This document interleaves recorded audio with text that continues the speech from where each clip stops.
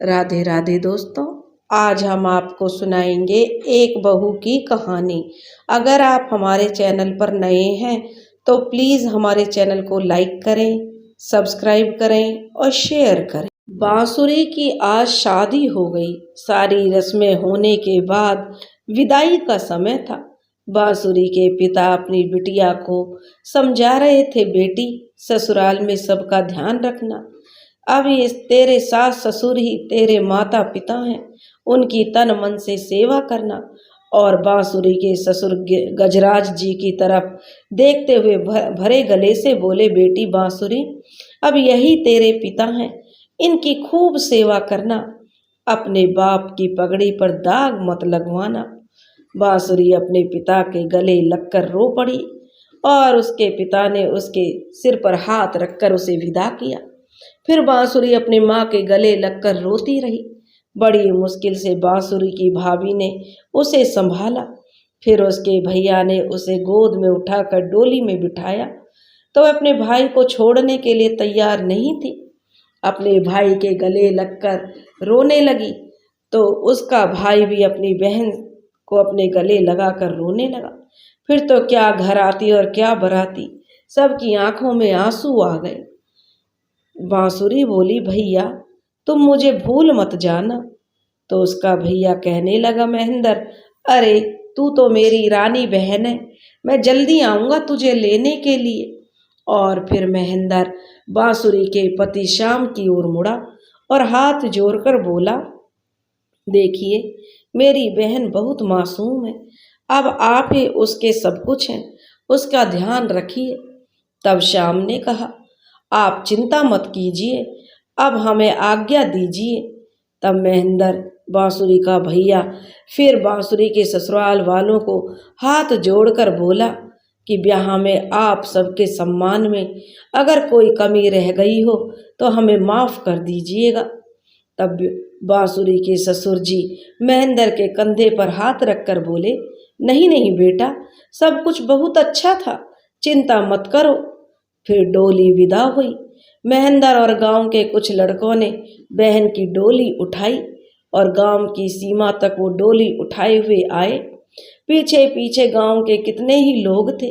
गांव की सीमा पर बांसुरी की डोली से उतारकर एक सजी हुई बैलगाड़ी में उसे बिठा दिया, क्योंकि उसका ससुराल दूर था, मतलब कि बैलगाड़ी से भी शाम होने वाली थी। बारात के साथ उसकी सास नहीं आई थी। यही रिवाज था, माँ बेटे की बारात में नहीं जाती, वो घर पे ही बहू के स्वागत की तैयारियां करती है। बारात में कई बैलगाड़ियां आई थी। डोली वाली बैलगाड़ी बीच में चल रही थी। ससुराल की औरतें गीत गा रही थीं और बांसुरी चुपचाप ओढ़े जो घूंघट ओढ़े बैठी हुई थी। शाम मौके की तलाश में था कि एक बार बांसुरी की झलक मिल जाए, पर उसे अब तक मौका नहीं मिल रहा था। रह रहकर उसे बांसुरी की सिसकी सुनाई दे रही थी। तभी उसने देखा बांसुरी पानी की सुराही की तरफ हाथ लगा रही है। यानी श्याम ने उसे धीरे से पूछा, प्यास लगी है? तो बांसुरी ने तुरंत हाथ पीछे खींच लिया और हाँ में सिर हिलाया। तो श्याम ने सुराही से कुल्हड़ में पानी निकालकर उसकी ओर बढ़ाया और बोला, लो पी लो। बांसुरी ने धीरे से कुल्हड़ लेकर और थोड़ा सा घूंघट उठाया और पानी पी लिया। श्याम बस उसकी हल्की सी झलक ही देख पाया था, पर उसकी सुंदरता उसे दिखाई दे गई थी। श्याम ने पूछा, और पियोगी? तो बांसुरी ने सिर ना में हिला दिया और वह कहने लगा, लाओ कुल्हड़ दे दो। बांसुरी ने कुल्हड़ दे दिया तो श्याम ने उसी कुल्हड़ में पानी भरकर पी लिया। भूख लगी है क्या? जो श्याम ने बांसुरी से पूछा। बांसुरी ने ना में सिर हिलाया और दोपहर होने को आई थी तो वे कहने लगे, कुछ खा लो। श्याम ने उसे टोकरी में से लड्डू निकाल कर दे दिया तो उसने फिर ना में सिर हिलाया तो श्याम ने उसका हाथ पकड़कर लड्डू थमा दिया। खा लो, नहीं तो खाओगी तो मैं भी नहीं खाऊंगा, मुझे तो भूख लग रही है। बांसुरी ने एक हाथ में लड्डू पकड़ा और दूसरे हाथ से टोकरी में से दूसरा लड्डू उठाकर श्याम की ओर बढ़ाया। श्याम ने मुस्कुराते हुए लड्डू ले लिया बांसुरी ने घूंघट निकालते हुए धीरे धीरे लड्डू खा लिया। सच में उसे भूख लग रही थी और श्याम ने उसे फिर पूछा, और लड्डू चाहिए? और खा लो। लो और ले लो। बांसुरी ने टोकरी में से एक मठड़ी उठा ली और श्याम ने भी लड्डू खाकर एक मठड़ी खाई और फिर दोनों ने पानी पी लिया। दोपहर जब गहरा गई तो बैलगाड़ियां शिवजी के मंदिर पहुंची। श्याम के पिता ने बारातियों के लिए वहां भोजन का इंतजाम पहले ही करवाया हुआ था। कुछ औरतें बांसुरी को अपने साथ ले गईं। पास ही जंगल था। लघु शंका से निपटकर सबने मंदिर के पास बने हुए तालाब में हाथ मुंह धोए और मंदिर में श्याम और बांसुरी से भोग लगवाया गया। दर्शन करके सबने भोजन किया। औरतों ने बांसुरी को जबरदस्ती खाना खिलाया। थोड़ी देर चहल कदमी के बाद सब बैलगाड़ियों में आ बैठे। एकांत मिलते ही श्याम ने पूछा, खाना अच्छे से खाया बांसुरी? तो बांसुरी ने धीरे से जो सिर हिला दिया। तो श्याम ने कहा, मैंने भी खा लिया है। और थोड़ी देर दोनों में चुप्पी छाई रही। बांसुरी की पलकें झपक रही थीं। थोड़ी देर में उसने साथ में पड़े बड़े से थैले से खुद को टिका लिया और कुछ ही देर में बांसुरी को नींद आ गई। नींद में उसने करवट ली तो घूंघट हट गया। मासूम सा सुंदर चेहरा देखते ही श्याम की धड़कनें बढ़ गईं। वो देर तक उसका चेहरा देखता रहा। तभी एक झटका लगने से बांसुरी हड़बड़ाकर उठ गई। श्याम पर नजर पड़ते ही उसने शर्माकर जल्दी से घूंघट निकाल लिया और श्याम हंसने लगा। सूरज ढलने को था तब जाकर वो सब गांव पहुंचे। गांव में पहुंचने पर पंडित जी से पूछा गया तो उन्होंने बांसुरी को दूसरी सुबह ससुराल में प्रवेश करने का मुहूर्त निकाला। बांसुरी को गांव के बाहर पंडित जी के घर पर ही रुकना पड़ा। शाम को गुस्सा तो बहुत आया पर चुप रहा। भोजन का प्रबंध भी मंदिर में किया गया। बांसुरी को तो भीतर कमरे में और शाम को मंदिर के प्रांगण में रात गुजारनी पड़ी। दूसरे दिन सुबह बांसुरी को तैयार किया गया। लोक गीत गाती हुई औरतों के घेरे में श्याम और बांसुरी को घर तक लाया गया। बांसुरी की सास निर्मला देवी ने बहुत स्वागत से और बड़ी खुशी के साथ अपने बेटे श्याम और बहू बांसुरी को जलपान करवाकर कुछ और रस्में पूरी की। उसके बाद मुंह दिखाई की रस्म देर तक चलती रही। औरतों के मजाक भी चलते रहे। जब निर्मला देवी बहू का घूंघट उठाने लगी तो औरतों ने रोका। पहले नेक बताओ कि बहू को क्या दे रही हो। तभी निर्मला देवी ने अपने घर की चाबियां बड़े प्यार से बांसुरी को थमा दी और एक बुजुर्ग महिला ने कहा, अभी तो यह बच्ची है, इतनी बड़ी जिम्मेदारी क्यों सौंप रही हो। तब निर्मला देवी ने कहा, मैं हूं ना इसके साथ, अकेले थोड़े ही ना है। सबने मुंह दिखाए में कोई ना कोई तोहफा दिया। फिर जब जो गजराज जी ने बहू का मुंह देखा तो सबने फिर नेक पूछा कि ससुर जी ने बहू को क्या नेक दिया है। तो ससुर जी कहने लगे, यह बहू नहीं बेटी है हमारी, मैं इसे घूंघट से मुक्त करता हूँ। तो सब लोग हैरान हो गए कि हाँ, ये वैसे ही रहेगी। गजराज जी ने कहा जैसे अपने पिता के घर में रहती थी। निर्मला देवी का चेहरा चमक उठा। उन्हें अपने पति पर गर्व हुआ कि ये सही कह रहे हैं, ये तो हमारी बेटी ही है। निर्मला देवी ने बांसुरी के सिर पर हाथ रखा और वो उनसे लिपटकर रो पड़ी। उसे इतने प्यार की अपेक्षा नहीं थी। उसने तो सहेलियों से ससुराल के बारे में जाने क्या क्या सुन रखा था। दोपहर के बाद निर्मला देवी उसे अपने कमरे में भेज दिया कि जाकर थोड़ा आराम कर लो। फिर जब निर्मला देवी ने उसे उठाया तो शाम हो चुकी थी। निर्मला देवी ने कहा, बहू मुंह हाथ धो लो और चाय पी लो। बांसुरी ने अपना सिर हाँ में हिलाया और इन मुए अंग्रेजों ने निर्मला देवी कहने लगी, हम लोगों को भी चाय की लत लगवा दी। मैं भी 2 बार चाय पी ही लेती हूँ। तुम मुंह हाथ धो लो, मैं आती हूँ। फिर बांसुरी ने सिर हिला दिया। धीरे धीरे सभी मेहमान विदा हो गए।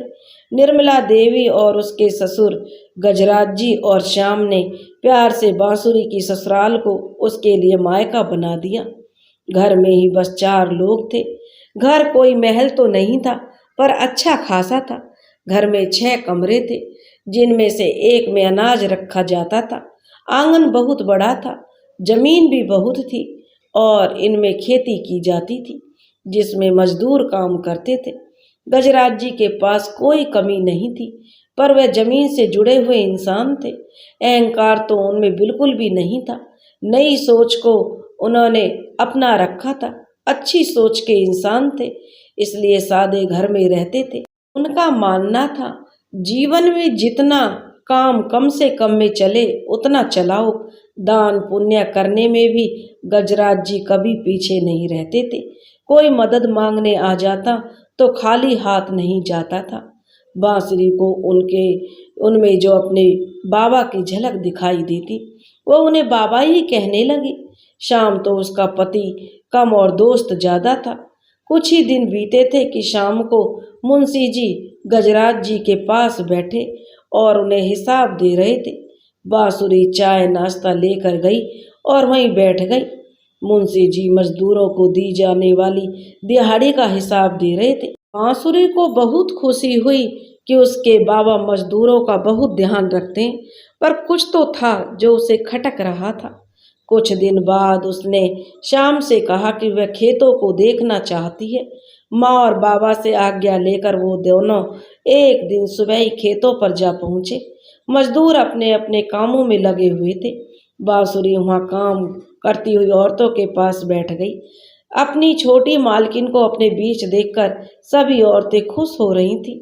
आसमान पर काले बादल छाए हुए थे और फिर बारिश होने लगी। बांसुरी खेतों में बनी एक फूस की खुली झोपड़ी में आ गई। वह देख रही थी, जिन औरतों की पीठ पर बच्चे बंधे थे वो लगातार काम कर रही थी। तब बांसुरी ने आवाज लगाई, अरे इधर आ जाओ, नहीं तो बच्चे बीमार पड़ जाएंगे। तब वे औरतें बोली, नहीं छोटी मालकिन, कुछ नहीं होगा, आप वहीं रुकिए। तो वह कहने लगी बांसुरी, अरे नहीं, इधर आओ। फिर उसने जोर देकर 2 औरतें उनकी ओर बढ़ गईं। बाकी सबको भी बुलाओ, बांसुरी ने कहा। तो वे कहने लगी, नहीं मालकिन, हम भी कहने आए कि हमें मत रोकिए, वरना पैसे कट जाएंगे तो गुजारा कैसे होगा। तो वह कहने लगी, बांसुरी, पैसे कट जाएंगे? क्यों कट जाएंगे और कौन काटेगा? तो वे औरतें यह देखकर चुप हो गईं, एक दूसरे का चेहरा देखने लगी। तो बांसुरी बोली, बताओ, पर वो कुछ नहीं बोली। तो बांसुरी बोली, अच्छा सबको बुलाओ, ये मेरी आज्ञा है।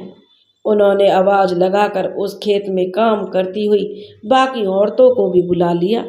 बांसुरी ने उनको कहा, बैठो सब यहाँ और अपने बच्चों को भी पहुँच लो, भीग गए हैं, बीमार पड़ गए तो तुरंत क्यों नहीं आई जब मैंने बुलाया?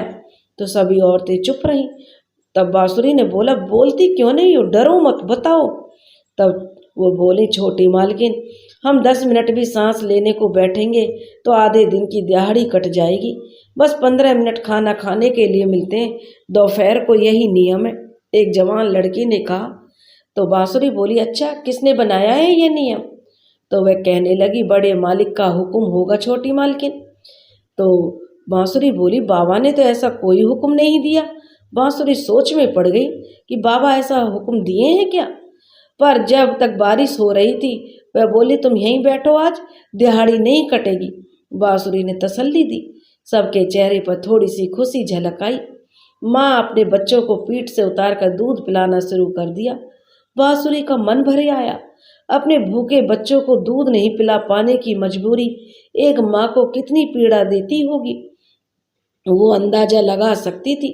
वो माया नहीं थी, पर माँ के प्यार को तो महसूस किया था उसने। बाकी तो कोई तकलीफ नहीं है ना तुम लोगों को? बांसुरी ने पूछा। तो 1 रुपये में गुजारा तो आराम से हो जाता है ना? तब वह कहने लगी, 1 रुपया? सब औरतों ने हैरानी से एक दूसरे को देखा, क्या हुआ? तब वह कहने लगी, नहीं मालकिन, हमें तो 75 पैसे मिलते हैं। फिर से वही जवान लड़की बोली। तो बांसुरी बोली, 75 पैसे? अब बांसुरी हैरान हुई। उसे अच्छे से याद आ रहा था कि बाबा को हिसाब देते समय मुंशी जी ने 1 रुपया एक मजदूर की बात कही थी, तो उसे कुछ ठीक नहीं लग रहा था। फिर उसने सोचा हो सकता उससे गलतफहमी ना हुई हो। जब तक वो ठीक से पता न कर ले यूं कुछ कहना ठीक नहीं था। उसने कहा तुम्हारा क्या नाम है? तो उस जवान लड़की से जब उसने पूछा बांसुरी ने, तो जो अक्सर उसकी बात का जवाब दे रही थी, तो वह लड़की बोली मेरा नाम मीरा है। तो बांसुरी बोली बड़ा सुंदर नाम है, गांव में ही रहती हो क्या? तो वह बोली मेरी बांसुरी बोली मेरी सहेली बनोगी? यहाँ मेरी कोई सहेली नहीं है। तो वह मीरा बोली आपका और मेरा क्या जोड़ है छोटी मालकिन, मेरे पिता तो मजदूर है। बांसुरी बोली तो क्या हुआ, मित्रता में यह सब थोड़े ही देखा जाता है, बनोगी ना मेरी सहेली? तो मीरा बोली जी जरूर, और उसके चेहरे पर मुस्कुराहट आ गई। तब बांसुरी ने पूछा तुम्हारे घर में कौन कौन है? तो मीरा बोली बापू है, माँ है, भैया है और मैं, और ये मेरी माँ है। मीरा ने चुपचाप एक और बैठी एक अधेड़ परंतु सुंदर सी औरत की ओर इशारा किया, तो वह उठकर खड़ी हो गई। बांसुरी बोली अरे बैठिए बैठिए। बांसुरी ने उसे उठने से मना कर दिया। बरसात रुकी तो बांसुरी उठ गई।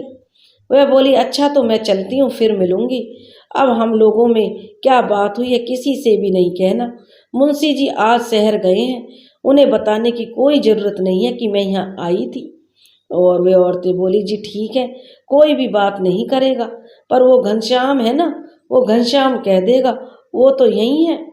तो बांसुरी बोली ओ अच्छा ठीक है, मेरे आने का बता देना, पर बात क्या हुई ये मत बताना। तो वो बोले औरतें बोली जी ठीक है, और बांसुरी बोली अच्छा तो मैं चलती हूँ। सब औरतें अपने काम पर लग गईं। उसे देखकर श्याम ने दूर से हाथ हिलाया और आने का इशारा किया, तो बांसुरी श्याम के साथ चलने लगी। चलते चलते श्याम ने पूछा क्या हुआ, तुम भीगी नहीं? वह बोली हूँ। श्याम बोला कुछ सोच रही हो? श्याम तो बांसुरी बोली कुछ तो है जो ठीक नहीं लग रहा श्याम जी। तो श्याम बोला क्या? वह बोली बांसुरी की बाबा से चलकर पूछते हैं। वह श्याम बोला हाँ भूख लगी होगी। तो वह बोला श्याम मुझे तो बहुत ज़ोरों से भूख लगी है। तो वह बोली हाँ भूख तो लगी है। तभी दोनों घर पहुँचे तो श्याम जोर से चिल्लाया माँ बहुत ज़ोरों से भूख लगी है। तो उसकी माँ बोली आ जाओ रसोई में, बहुत देर लगा दी तुम लोगों ने। दोनों जब तक मुंह हाथ धोकर रसोई में पहुँचे खाना लग चुका था और गजराज जी भी वहीं मौजूद थे। तब बांसुरी ने पूछा बाबा आपने खाना खाया या नहीं खाया अब तक? तब गजराज जी बोले तुम्हारी माँ ने भी नहीं खाया। तो वह कहने लगे खा लेना चाहिए था अब तक तो। जब गजराज जी बोले तुम दोनों जो नहीं थे। तो बांसुरी बोली बाबा आप दोनों को अपनी सेहत का ध्यान रखना चाहिए, समय पे खाना पीना चाहिए। तो गजराज जी हंसते हुए बोले अच्छा अब तो खा लें। और वह कहने लगे वाह आलू गोभी और कढ़ी। शाम थाली अपनी ओर खिसकाते हुए बोला। बांसुरी बोली बाबा। तो गजराज जी बोले हाँ बहू। बाबा बांसुरी कहने लगी आपको खाने के बाद कोई काम तो नहीं है? गजराज जी बोले नहीं क्यों? तो बांसुरी बोली बाबा मुझे आपसे एक बात करनी है। गजराज जी बोले ठीक है खाना खा लो फिर बात करते हैं। तो बांसुरी बोली माँ आप भी मतलब हम चारों का मौजूद होना आवश्यक है। तो सब बोले ऐसी क्या बात है बहू? गजराज जी और उसकी सासू माँ निर्मला बोलने लगी। तो वह कहने लगी पहले खाना खाओ, जो होगा बहू बता देगी, गजराज जी ने भी कहा। तो वह कहने लगी ठीक है। सबने खाना खा लिया। तो निर्मला देवी अपने दीवान पर बैठकर पैर फैलाते हुए कहने लगी अब बताओ बहू क्या बात है? बांसुरी ने पूरी घटना जो अपने सास ससुर को बता दी। बात खत्म होने तक सब चुप रहे। जैसे ही सब चुप हुए श्याम बोल उठा ये तो बहुत गलत बात है बाबा, मुंशी जी को सख्ती से पूछिए। तो बांसुरी बोली नहीं नहीं ऐसे तो मजदूरों पे इल्ज़ाम लगा सकते हैं कि वो झूठ बोल रहे हैं, कोई और रास्ता निकालना होगा। तो गजराज जी ने पूछा कौन सा रास्ता बहू? थोड़ी देर सोचने के बाद जो बांसुरी धीरे से बोलने लगी ठीक है बाबा ऐसा करना होगा। कि क्यों न बाबा? बहू ने कहा ठीक है, कहा तुम मुंशी जी से कहो कि उनको परिवार सहित कल रात्रि भोजन का न्योता है। तो शाम ने कहा सुबह ही कह दूंगा बाबा। अगले दिन बांसुरी ने सुबह मीरा को बुलाकर उससे कुछ बात की। मीरा के जाने के बाद बांसुरी अपने घर के कार्यों में व्यस्त हो गई। शाम होते ही उसने रात्रि भोजन की तैयारी कर ली।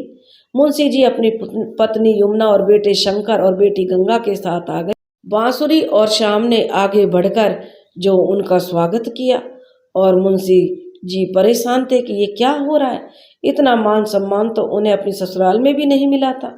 जब बांसुरी और श्याम ने उनके और उनकी पत्नी के पांव छुए तो वे और भी हैरान रह गए। सिवाय आशीर्वाद देने के उनके मुंह से एक शब्द नहीं निकला। गजराज जी बोले, आइए मुंशी जी बैठिए। मुंशी जी के बच्चों ने गजराज जी और निर्मला देवी के पैर छुए और सब बैठ गए। तभी मीरा आ गई। मीरा को देखते ही जो मुंशी जी थोड़े परेशान से दिखाई दिए।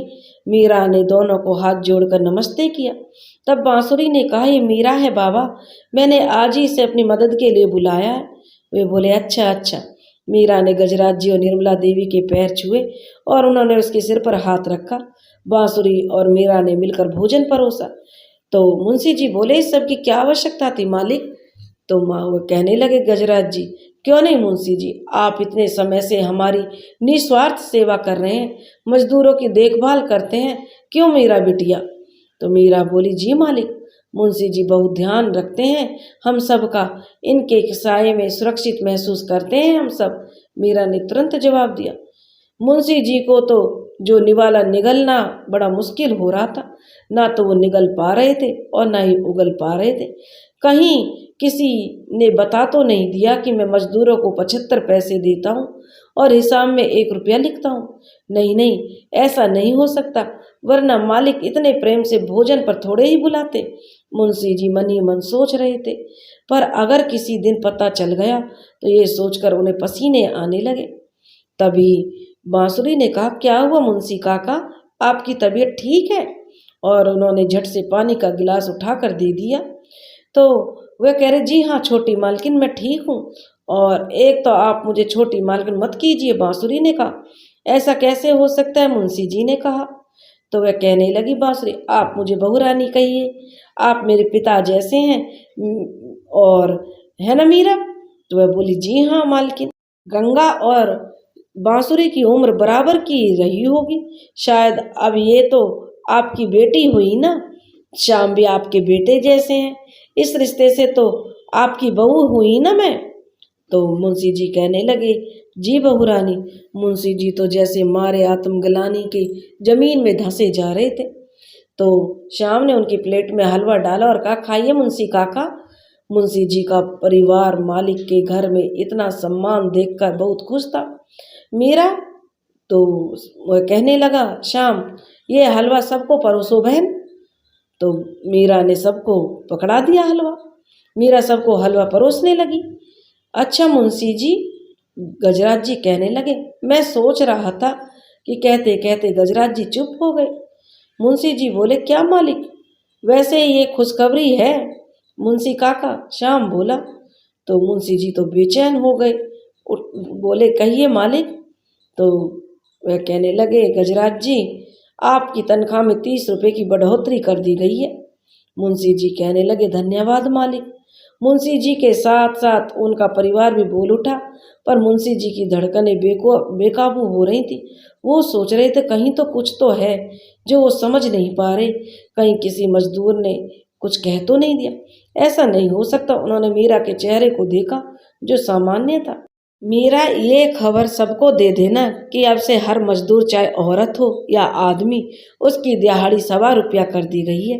मीरा बोली, जी मालिक, बहुत बहुत धन्यवाद आपका। पहले तो हमें हाँ हाँ हाँ उसकी बात में, अब तो मालिक ने 1.25 रुपया कर दिया ना, उसकी बात जो बीच में ही मुंशी जी ने काट दी। जाओ जल्दी सबको बताओ, सब खुश हो जाएंगे। मुंशी जी ने मीरा को तुरंत जाने के लिए बोल दिया। तो सारा परिवार जो हंसने लगा, लेकिन मुंशी जी का परिवार चुप था। मीरा ने सबको प्रणाम किया और मीरा मुस्कुराते हुए वहाँ से चली गई। बांसुरी बोली, बाबा। तो गजराज जी बोले, हाँ बहू, मुंशी काका के पास कितने काम होते हैं। शाम के साथ हाट भी जाना होता है, फसलें बेचना भी शाम के साथ ही होता है। तो मजदूरों की दिहाड़ी में दे आया करूं, इसी बहाने से थोड़ा घर से निकलना भी होगा और मुंशी काका पर से थोड़ा काम का बोझ भी कम होगा। तो गजराज जी कहने लगे, हाँ हाँ बहू बिल्कुल, मुंशी जी तो घर के हैं, इन्हें भी थोड़ा आराम दे देना चाहिए। सच पूछो तो इनके बच्चों का अभी विवाह नहीं हुआ है, वरना मैं इनसे कहता कि घर पर बैठकर आराम करो। गजराज जी ने कहते कहते मुंशी जी की ओर देखा तो अब मुंशी जी समझ गए, पर कहते भी क्या, बस हाथ जोड़कर से रहलाते रहे। अभी बांसुरी बोली कि मुंशी काका, खाने का समय मजदूरों का 1 घंटा करवा दीजिए। अगर कोई मजदूर बीमार है और वो कोई काम नहीं कर पा रहा है तो उसको पूरी दिहाड़ी मिलेगी। ऐसे तो वो सब बहाने बनाने लगेंगे बहू रानी, मुंशी जी कहने लगे। तो वह कहने लगी बांसुरी, नहीं बनाएंगे। चोर को घर की चाबी दे दो तो वो कभी चोरी नहीं करता, बल्कि जी जान से उस घर की देखभाल करता है, ऐसे मेरे बाबा कहते थे मुंशी काका। तो मुंशी जी ने कहा, बहू सही कह रही है, यस ठीक है। गजराज जी बोले कि अब बस शाम के साथ रहिए और मजदूरी की दिहाड़ी जो बहू की देखरेख अपने आप कर लेगी। मुंशी जी बोले ठीक है। तब वह कहने लगे, और हाँ बाबा, बीज खरीदने भी मैं आपके साथ चलूँगी। साथ ही मायके में भी मैं भैया के साथ जाती थी, भैया ने मुझे बीजों की पहचान भी करवा दी है। तो गजराज जी बोले, अरे ये तो बहुत अच्छी बात है, पिछले साल आमों की फसल कुछ अच्छी नहीं हुई, नुकसान हो गया था, क्यों मुंशी जी? मुंशी जी बोले, जी मालिक, पर बहुरानी ये सब कर लेंगी? मुंशी जी चिंता व्यक्त करते हुए कहने लगे। तो वे कहने लगी, मुंशी काका आप चिंता मत कीजिए, मीरा को साथ रखूंगी, वो 8वीं तक पढ़ी लिखी है, मेरा साथ दे लेगी। मुंशी जी का चेहरा उतर चुका था, वो समझ गए थे उसे उठाकर बाहर फेंकने की जगह उनके ऊपर जो पर कतर दिए गए थे, पर कुछ नहीं कर सकते थे, नौकरी बची रही, इसी में गनीमत है। मुंशी जी और उनके परिवार के जाने के बाद गजराज जी ने बांसुरी के सिर पर हाथ रखते हुए कहा, बहू बहुत समझदार हो, बिना मुंशी जी का अपमान किए और बिना उन्हें कुछ बुरा भला कहे तुमने मामला सुलझा लिया। इसका उनका अपमान मेरी मंशा नहीं थी बाबा, बांसुरी बोली, मेरी मंशा मजदूरों को उनका पूरा हक दिलवाना था। मुंशी जी उन गरीबों के साथ अच्छा नहीं कर रहे थे बाबा, जो ऐसा कर सकते हैं वो बीजों की खरीदारी और हाट बाजार में भी बेईमानी कर सकते हैं, इसलिए वो सारे हक उनसे वापस लेने में मैंने आपसे प्रार्थना की। शाम को पहले से ही उन पे शक था, किंतु मुंशी काका आपके इतने करीब थे, शाम आपसे कुछ कह नहीं पाते थे और कोई सबूत भी नहीं था। फिर उस दिन एक सबूत मिला कि मजदूरों को उनकी दिहाड़ी पूरी नहीं मिलती, हमारे लिए तो बस इतना ही काफ़ी था बाबा। गजराज जी कहने लगे, सही कह रही हो बहू। और उसकी सासू माँ कहने लगी, अपने घर की जिम्मेदारी हमारी अपनी होती है, यूं आंखें बंद करके किसी पर विश्वास नहीं करना चाहिए। तो बांसुरी बोली, माँ मैं घर का काम करके ही जाया करूँगी। तब वह कहने लगी, इसकी चिंता नहीं है बहू, खुशी तो मुझे यह है कि मुझे इतनी समझदार बहू मिली है। श्याम बड़े प्यार और गर्व से बांसुरी को देख रहा था। बांसुरी ने उसे देखा तो वो शर्मा गई। इस बात को कई साल बीत गए। बांसुरी अब एक बेटी और एक बेटे की माँ बन चुकी थी। किसी मजदूर को अब कोई शिकायत नहीं होती और काम भी समय से पहले हो जाता। किसी मजदूर को तुरंत मदद मिलती तो फसल पहले से कहीं ज़्यादा होती, तो कमाई भी ज़्यादा होती। मजदूरों की दिहाड़ी दुगनी कर दी गई। गजराज जी अब घर पर रहते हैं, पोते और पोती के साथ खेलते हैं। बांसुरी के पिता शान से अपने गांव वालों को बांसुरी के बारे में बताते हैं। अब गांव की हर लड़की पढ़ने जाती है। बांसुरी ने बहुत ही समाज में अच्छा संदेश दिया। उसने लड़कियों को पढ़ने के लिए प्रोत्साहित किया, गरीब मजदूरों के बच्चों को पढ़ने के लिए भेजने के लिए कहा और गांव में उसकी मदद से सरकारी स्कूल बन गया, जिसमें जो बच्चे जाने लगे। बांसुरी की मेहनत रंग लाने लगी। धीरे धीरे लोग साक्षर होने लगे। दोस्तों, अगर आपको हमारी कहानी पसंद आई हो तो प्लीज़ हमारे चैनल को लाइक करें, सब्सक्राइब करें और शेयर करें। राधे राधे।